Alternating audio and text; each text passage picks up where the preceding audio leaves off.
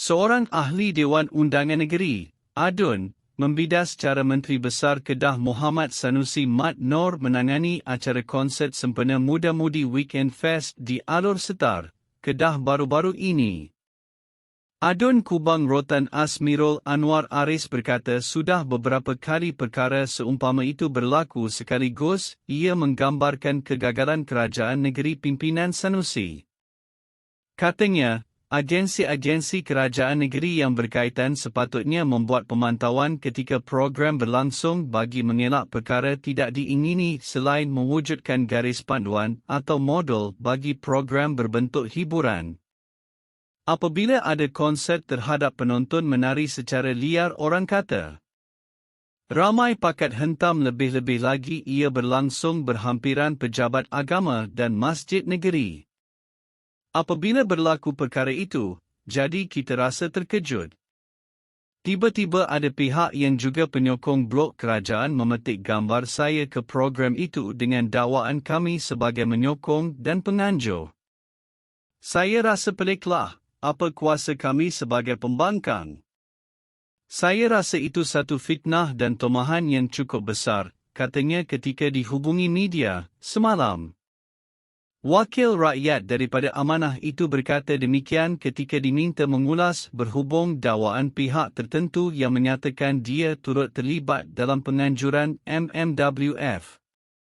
Terdahulu tular rakaman video memaparkan aksi penonton MMWF yang dilihat asyik menari.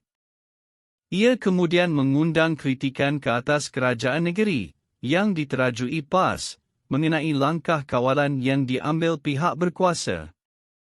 Klip video itu juga menjadi perhatian ramai kerana lokasi kejadian adalah berhampiran dengan Masjid Zahir di tengah Alor Setar. Susulan itu Sanusi mengumumkan kerajaan negeri mengharamkan serta-merta penganjuran konsert di negeri itu ekoran insiden dalam program MMWF yang tular di media sosial. Sementara itu Asmirul berkata pihaknya membuat satu laporan polis berhubung tomahan dan fitnah dilemparkan ke atasnya. Kata bekas exco belia dan sukan Kedah itu, dia hanya menghadiri MMWF pada sebelah petang bagi menyokong usahawan-usahawan belia yang berniaga di acara tersebut. Saya pun tak tahu ada konsert, tiba-tiba ada penyokong kerajaan yang menyerang dan tularkan gambar saya ke acara itu. Apabila orang menyerang mereka, kerajaan negeri, tiba-tiba mereka terus menyerang orang lain.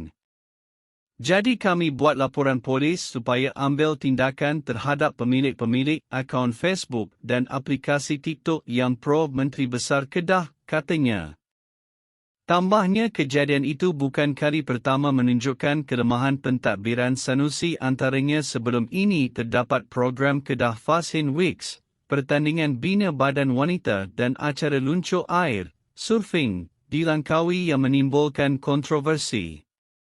Mereka tak ada satu pemantauan daripada pihak kerajaan negeri dengan bersungguh-sungguh.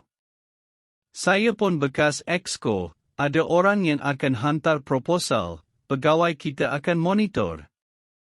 Kenapa kerajaan negeri Kedah tidak membuat kerangka modul tentang bagaimana patut diberi garis panduan kepada pihak berkuasa tempatan, PBT, dan sebagainya? Selepas itu ini berlaku mereka salahkan orang lain. Lepas itu haramkan, dia yang koyak sebenarnya. Kalau betul-betul mereka pantau dengan garis panduan oleh pejabat daerah atau agensi kerajaan pun rasanya memadai.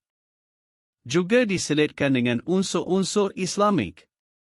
Itu jawapan patut datang daripada Menteri Besar, bukan menyalahkan orang atas kegagalan pihaknya, tegas Asmirul.